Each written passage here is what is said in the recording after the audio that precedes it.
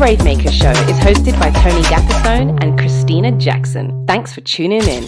It's showtime. Hey, Brave Makers, TGIF. This is the 4th of June, and it feels good to be alive. My name is Tony Gaffestone. My pronouns are he, him, his. I'm in my studio in Redwood City, California.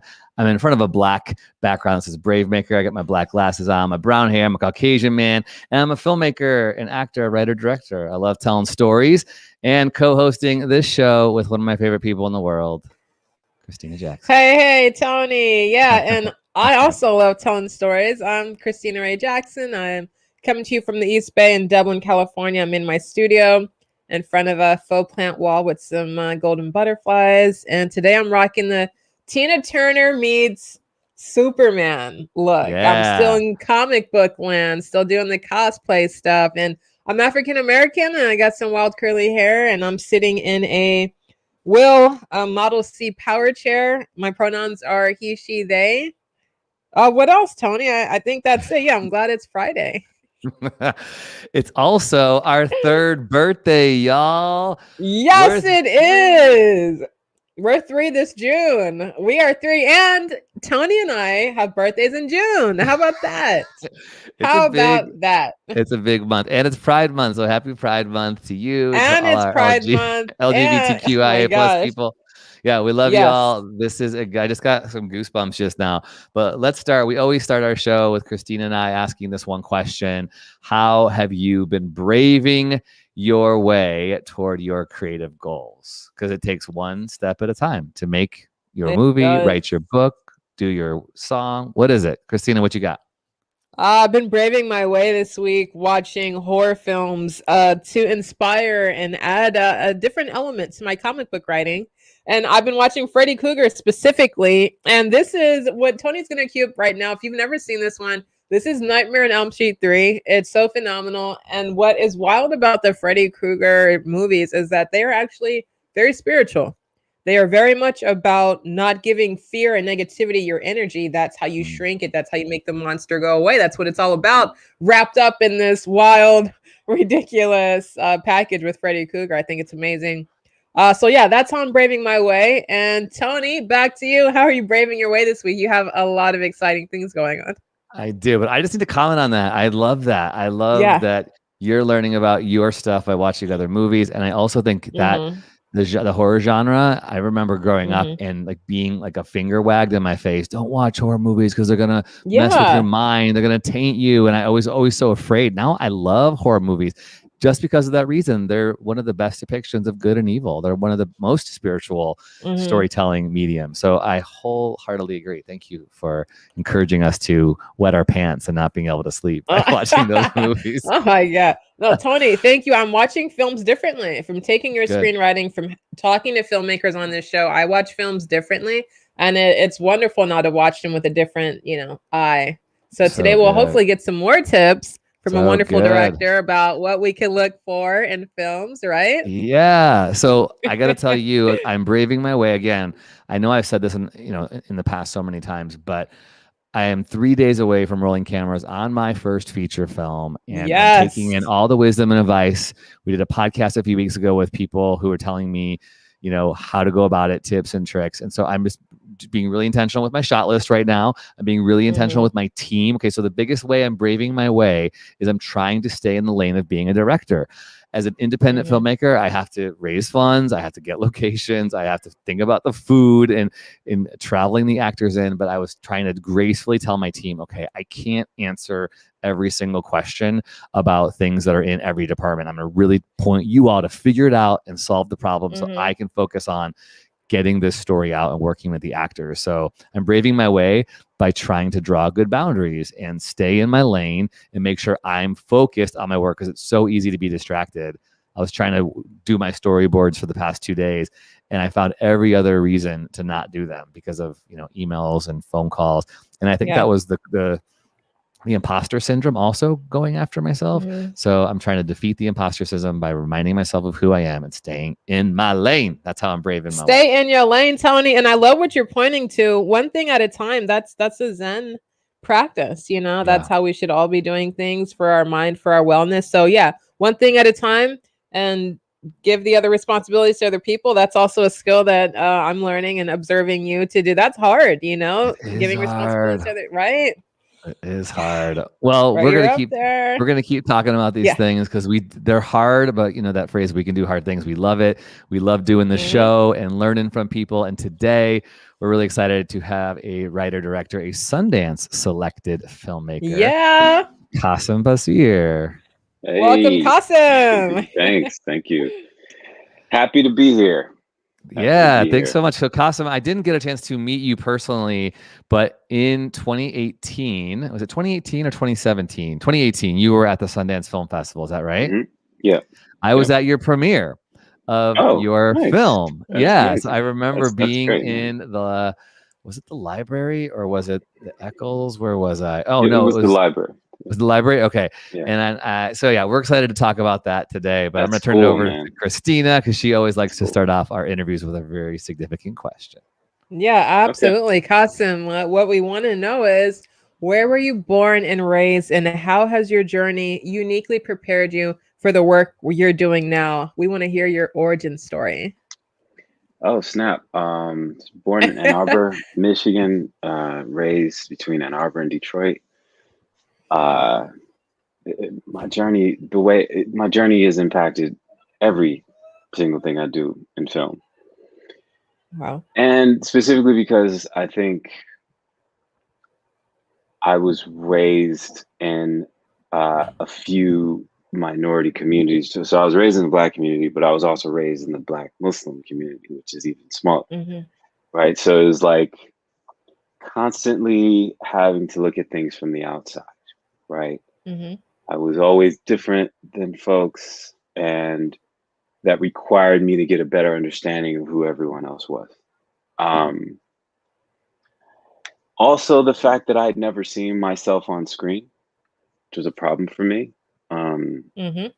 I think everyone should be represented on screen. I think the power of these images that travel all over the world and inform the world of who people are can be completely damaging to a people. They can be helpful to a people. They can be informative.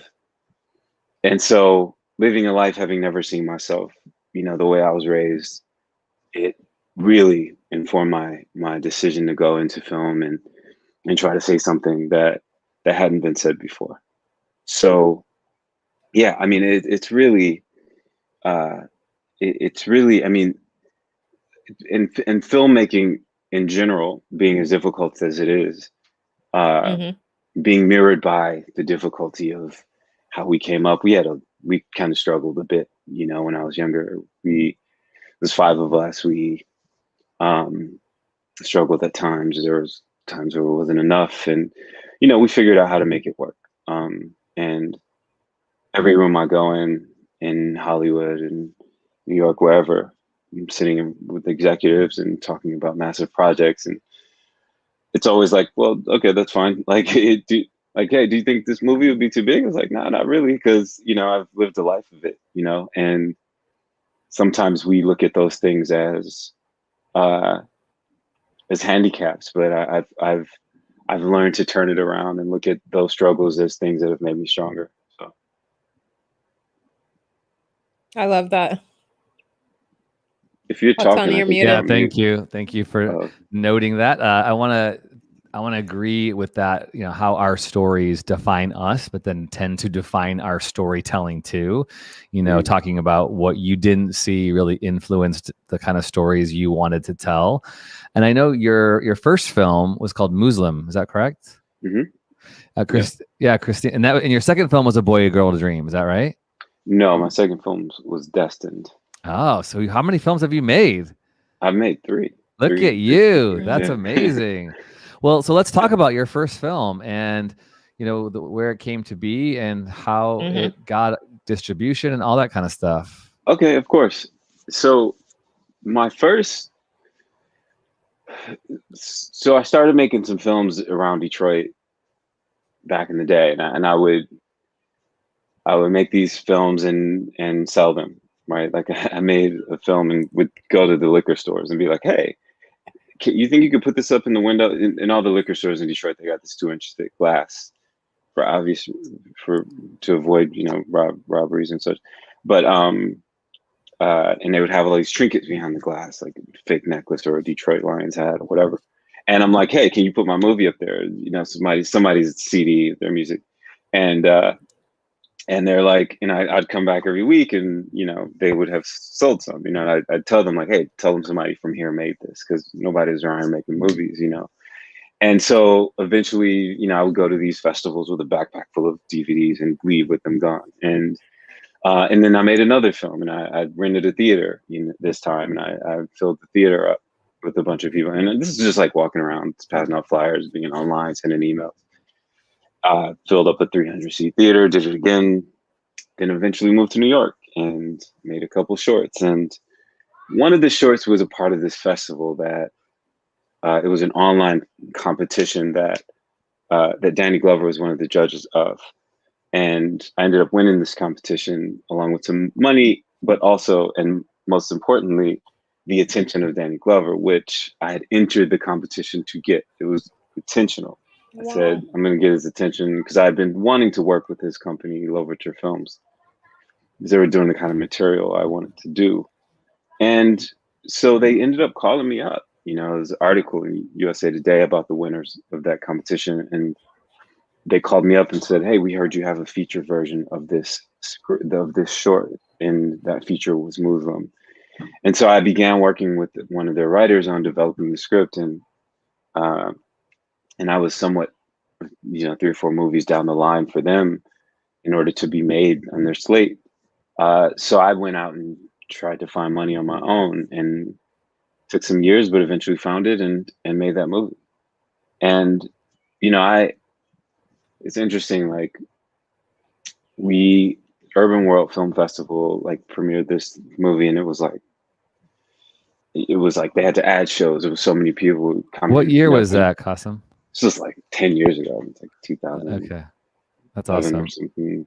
I was at Urban World in 2015. I loved that fest. That's great. Okay. Nice. That's great. So yeah, Stacy King. Stacy King, yeah. Anyway, but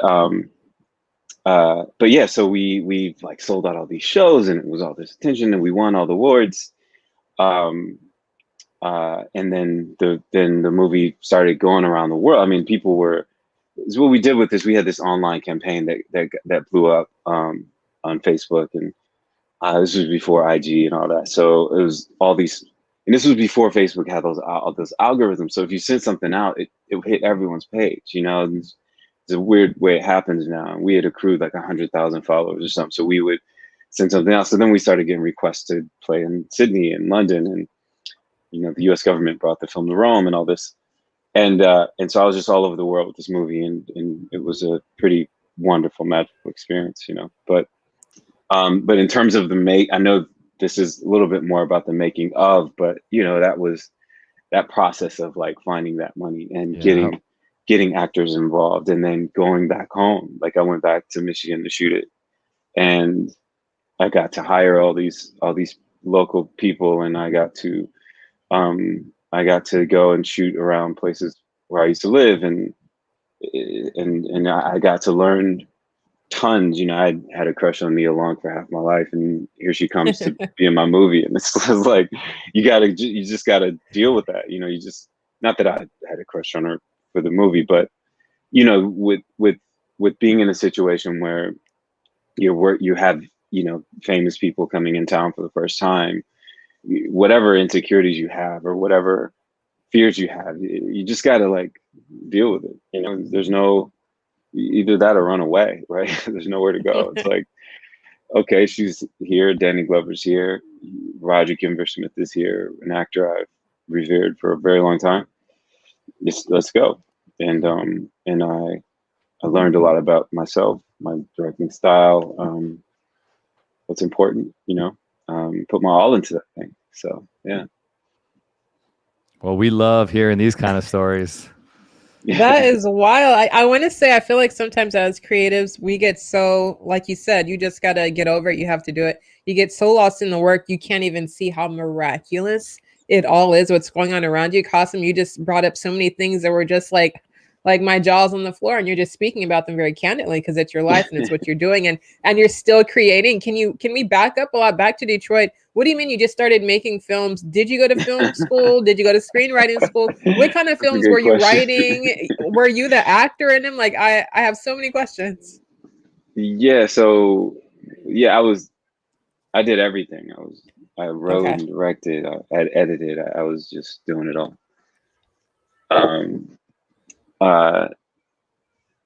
I was going to be a lawyer or go to the NFL. I was like, I tried out for the NFL, a couple teams, didn't make it. And Amazing.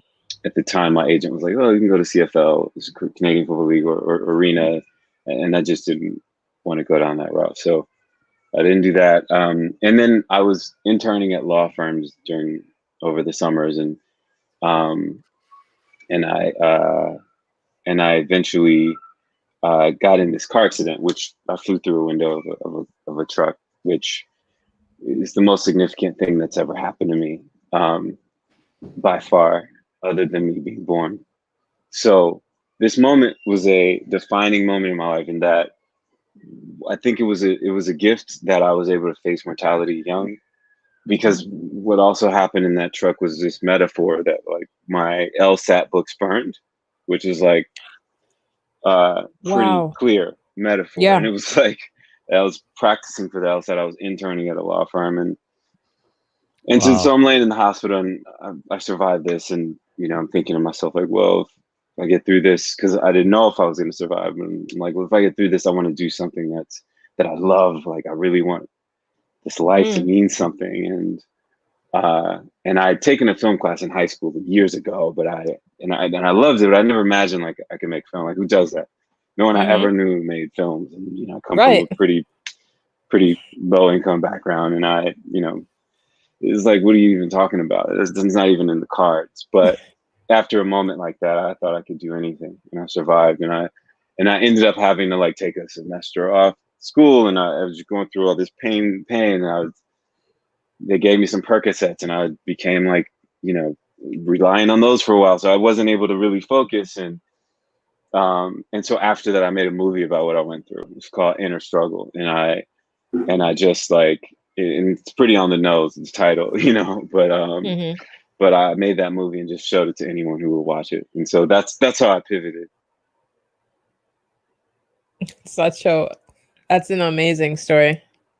Thanks. I mean, you're just kind of doing what everyone says, write what you know and use your personal experiences. Yeah. And I think that is a huge place to start, because sometimes it can be very overwhelming to question, to figure out, how do I even make this? I don't know, but just starting with what you know and what you're curious about. I love all that. Well, that's what's important. It's that it takes certain things for people to get to that. Like that's why I say it was such a gift, because I got to it at 22, and I was like, oh yeah, this I mean, after a bunch of pain and just kind of surviving something that the doctor said I shouldn't have survived, but I got through that, and I was able to see clearly what I wanted to do in life. Now the process of getting there is a much harder thing, and it took years of like going through it. But initially it was very, very basic to me. Like you get a camera, you get some people, and you make a thing, and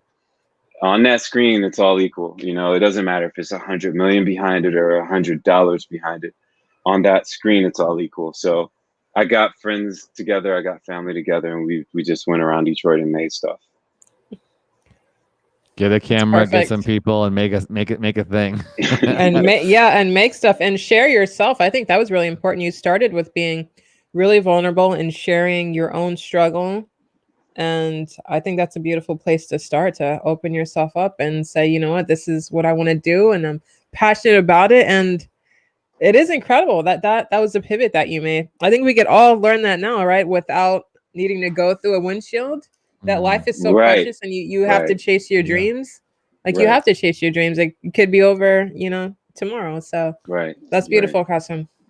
Well, let's talk about the dream, because you Yeah. made the dream happen by going to Sundance. I mean, that's unfortunately, I say unfortunately because people put this on their bucket list, and only a very small percent, 2% maybe, of filmmakers, or 1% Really? actually get to do it. So yeah, let's watch your trailer to A Boy, a Girl, and a Dream. I was really stoked to be able to see this in Park City, Utah in 2018. So everybody check it out, and then we'll talk about it. What's up? What's up? I've never seen you before. Don't you know all the girls in LA? I'm like that. You want it, girl. Don't try to hide it. What you really want to be? At one point, I wanted to be a DJ. What's your DJ name? What? Ain't got a DJ name. You got charisma, girl. Listen, ladies, tonight we're going to have a good time. We're going to turn all the way up. We got charisma, girl. What are you doing? Stop. What are you doing? Hey. Why you turn away from me? Hey, yo. Yo.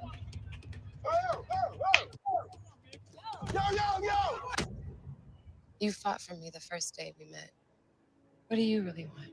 No, Cast Films, that is you, bro. When the feature's supposed to drop, man, we all waiting. You came out here to do something. Now you're just giving up. Give me a break. I fight every day. That's my occupation. I fight every day. Not even trying to follow your dream. So now you know my life. Yeah, I do. You do? You I know do my your life, really? Yeah, because I live here. The city of dreams, right?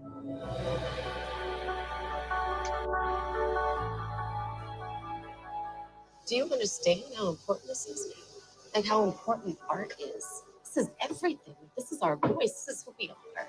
This is all we have left. I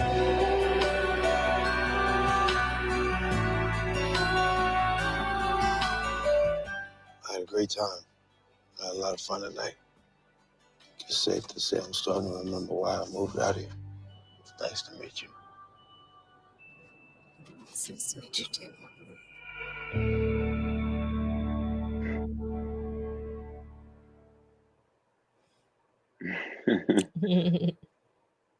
I love it. That's wild. A Boy, a Girl, Isn't a that Dream. wild?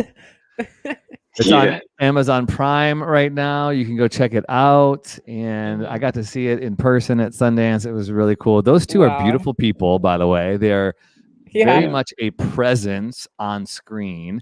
And the way that you filmed it, you can tell in the trailer, it's very cinematic, beautiful. The coloring, it all takes place in one night, all at night. And it's done as almost like it's a one-take film. Right. And I heard you talk about it at your premiere. But let's hear a little bit about, tell people who haven't seen it what to expect, because the story has a very unique story of when it is set in time. Yeah. So, and this was a really big debate when the distributor Samuel Goldwyn Films was putting together a trailer and marketing it. And do we want to talk about that it's election night? You know, that they meet, you know, throughout that night, they're getting notifications about, you know, Hillary and Trump. And we decided to go to not, you know, discuss it, which, you know, whatever. But also that it's if you saw the film 1917 or Birdman, those films are, you know, just just the one continuous movement. That's how this one was. There's no visible cuts in it. It's just like, because I wanted people to be engaged and to be right there with them this whole time. Like, you don't look away, you know, because find that, you know, with what we were going through then and what we're going through now, it's like easy to just look away. And, you know, the one take feel and experience is a whole different one, and that's more truer of life. You know, I can't like cut to like the restaurant to get my dinner. It's like, now I'm gonna put my shoes on, I'm gonna walk out the door, I'm gonna start the car, you know. And I thought that could be a really interesting dynamic for those two, and fortunately we had them, and you know, Meagan and Omari were able to really hold people's attention. And it was a dance, you know. It was me, the DP, and them too, and just moving around LA, and like, you know, like the scenes where they were in that Uber van, I'm like laying down in the back with my monitor, like, Yeah. giving, like, all right, lean into him now, or this, trying to direct while I'm I remember hearing you moving talk around. about it Yeah. at the premiere, and your DP talking about leaving the club and going into the Uber, and the way you had to time things. I mean, what a creative, like, that truly is craft right there. The way that you all set out to tell the story, I would definitely was wooed and awed by that process. What was something you learned? Because I'd love to hear. I'm about to roll camera on my first feature film. Christina is in it. Congrats, She man. has an acting role in it, which is exciting. Nice. Our Nice. producer, I'm Jessica. so happy for you. Thank you. So Thank happy you. for y'all to go on that journey. What are some things you would say? Because we have a lot of filmmakers who listen to the podcast, who watch live. What would you say that you took away, maybe a couple tips for first feature makers, what they should do and what they should avoid doing on set? Anything? Preparation is going to beat fear every time. I mean, we prepped for this like mad, and because of the kind of life I've lived, I mean, I've seen a lot of things and been through a lot of things. So fear, like, on average, doesn't really come up for me as much. Yeah, I think sometimes our level of fear is commensurate to what we've been through sometimes. And then we have our sort of like natural sense of how we were made or made up based on genetics or whatever. But, I've had to face a lot of things and fought a lot as a kid and all that kind of stuff. So like fear, whatever. But when this began, I was like, oh shit. Because I was so busy convincing everyone that we can do this that I'm not sure that I convinced myself. Wow. And then by the time we were there and we were having all these, last minute issues, like Omari didn't eat all day, and like, Uber Eats came and no one opened the gate for them, so they left with his food. So he was hungry, and we couldn't take another hour and a half to get him food. So I had to walk in there and be like, "Hey, Omar, you got to shoot hungry, bro." And he didn't talk to me for weeks after that. And like, we were, I like give him a banana, like, "Hey, take this." He looks at the banana and just like shook his head and turned away from me. But I think that factored into his performance, so it's fine. We're homies now. But but there was locations, so we were starting late, and we had these permits that were expiring, and you have to pay off a cop, and like, I mean, there was all kinds of things happening. So I'm just sort of beginning to feel overwhelmed, and I had to just push through it. And and by the time I saw that first frame on that monitor, I was like, oh, okay, we got something here. But that sense of like, this somewhat of a panic attack, I don't know what it was, but so that was something I learned, is that it didn't matter that there was fear, because I was prepared.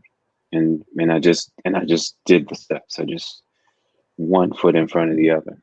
And that was one lesson. Another one is I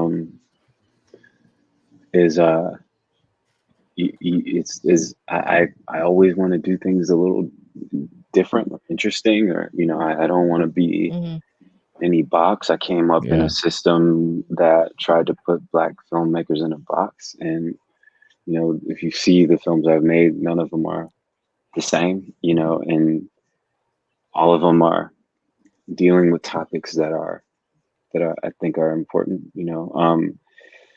and so when it comes to being a filmmaker who tries to make a winner, it's like, well, why would you do that? Well, why not? And so I always want to try to push the boundaries. And I'm shooting a movie out here in next month. Just in Detroit, everyone comes to shoot like the blights and the decay and the destruction. And I'm like, well, what if you saw the most beautiful movie you ever saw that was shot here? You know? And you're doing that? Mm-hmm. Yeah. Oh my God, that's amazing. Yeah. Beautiful. I was going to ask you, what projects right now are really making your heart sing? What is bringing you the most joy in your work today? Writing. Writing. Because that film I talked about, actually, it's important to this conversation, the one I just went out and made with my friends, because my mom when I came home, I was like, my mom pulled out this old, thing of my stuff, and she's got these pictures she's showing my wife. I'm like, don't show her that stuff, don't. It's funny how different I was. When I was in college, I was a big football player who just, I mean, I was never like an asshole or anything, but I just was so different, and it's so interesting but I think that sensitive, creative kid was always in me, but it was masked by me being this like athlete who had to work out to protect himself, where I'm from. So that's what I've sort of learned about myself. That like, oh, okay, so when I had my growth spurt after 12, and like I was always this sensitive, creative kid. But when I started playing football, I became good at it. Then it was like, okay, no one can mess with me now, and so I go through a decade of that, and then now I'm coming back to my sort of filmmaker. So I say all that to say, she pulls out these pictures, and she also pulls out these old movies, and I'm like, I don't want to see that, that's whack, She's like, no, you need to watch this. You sit down and watch it. I'm like, the MacBook don't even got DVD player, so we can't watch it. How about that? And she pulls out this old like iMac. Yeah, like, this huge. yeah. I'm like, oh God. And she puts on this inner struggle.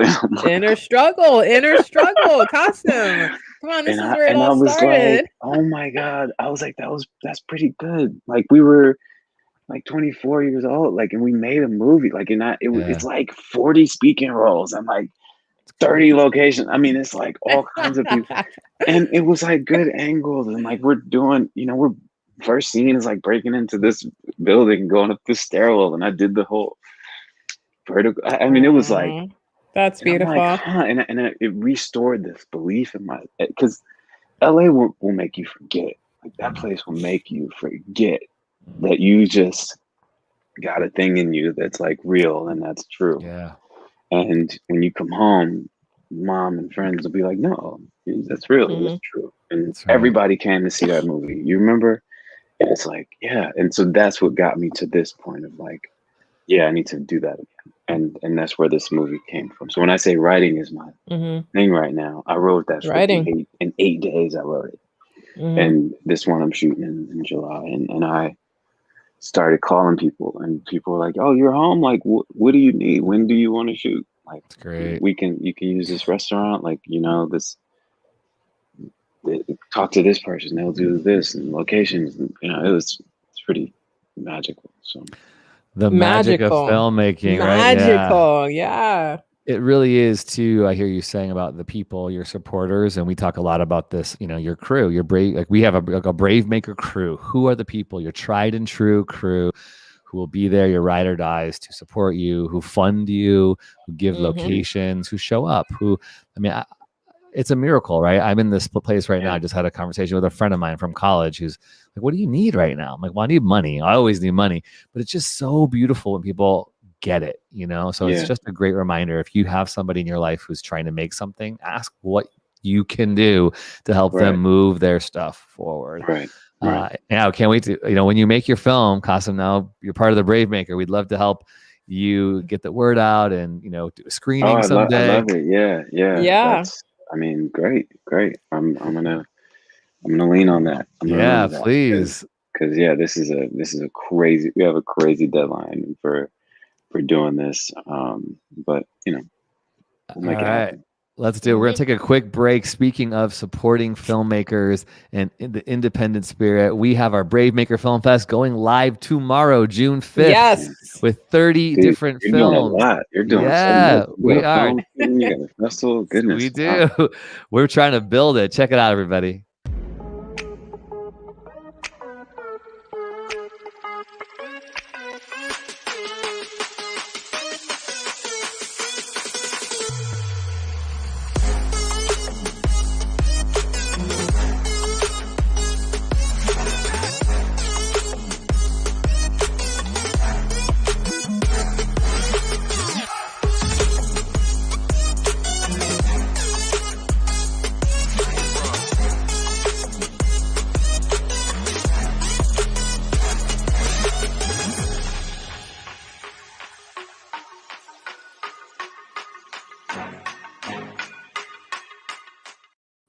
Thanks to Robertino Regalado for editing our trailer. We're really grateful for our team of curators and programmers.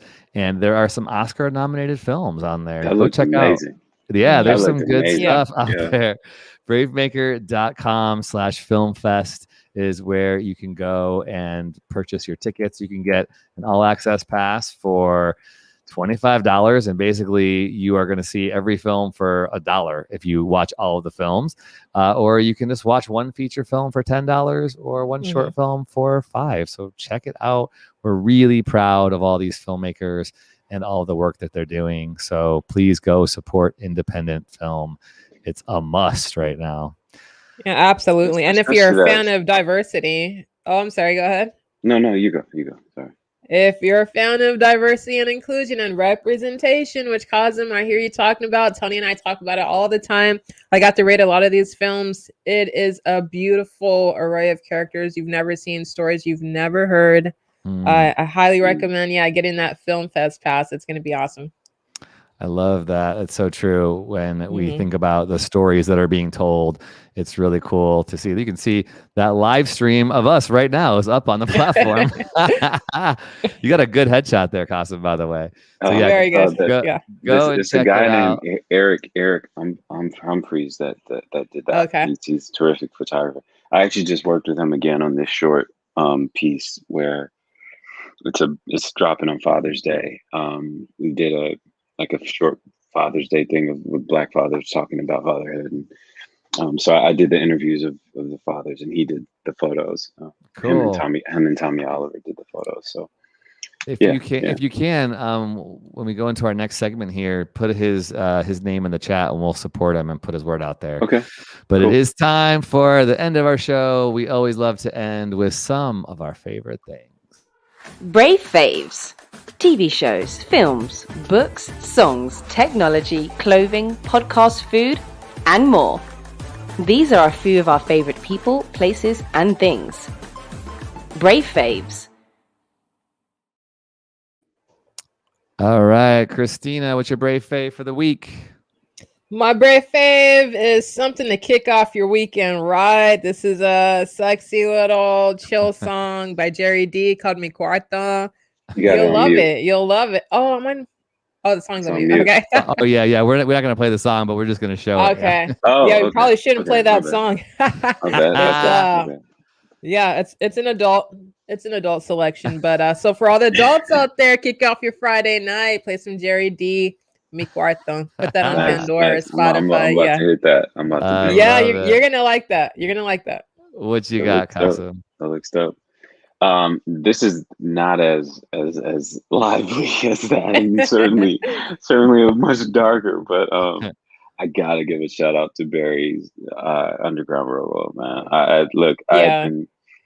I've been as exhausted as the next man. This with just the pain that we're seeing on screen with Black people, but just the artistry of it is unparalleled. I mean, just the performances, every shot, James Laxton, Barry Jenkins did an excellent job, and everyone involved.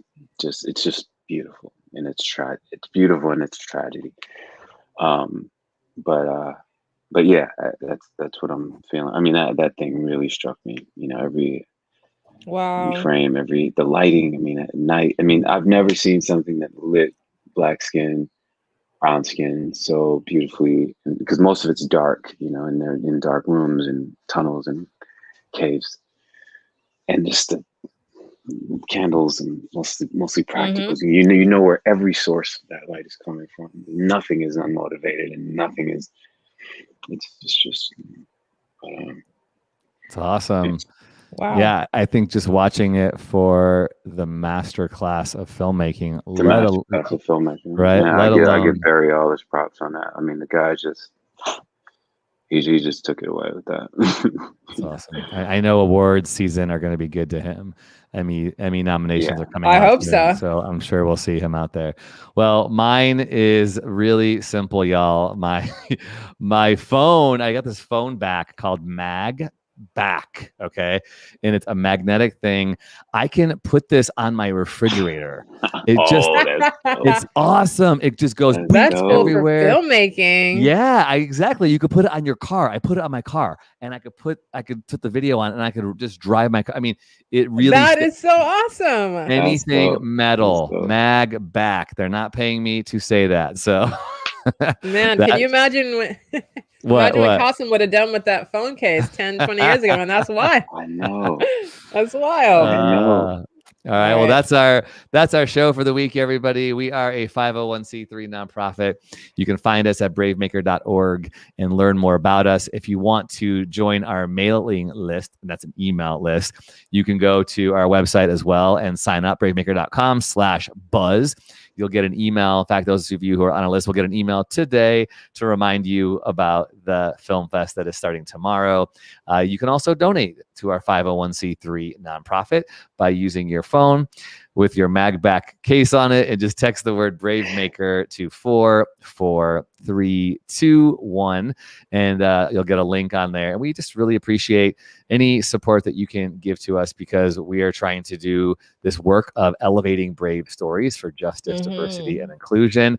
And we're not done, because tomorrow Christina and I are coming back, because it's the Film Fest weekend. We're coming back again for another live show.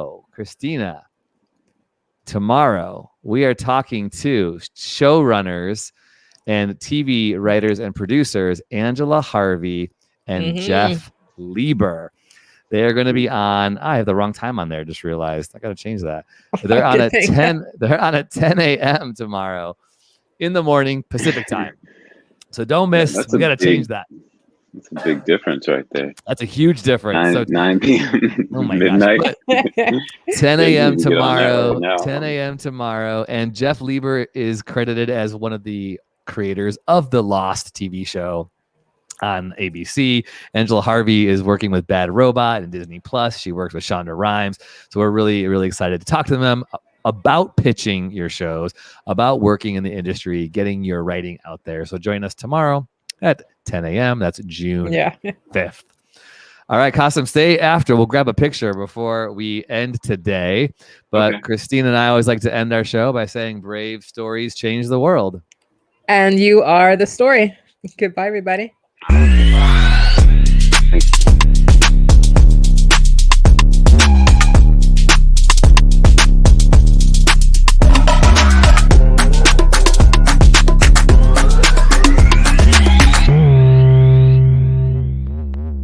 Follow us on Instagram, Twitter, YouTube, and Facebook at bravemaker.org. Like, subscribe, and share. To become a monthly donor, text the word Bravemaker to 44321 or go to bravemaker.com/donate. Thanks for tuning in.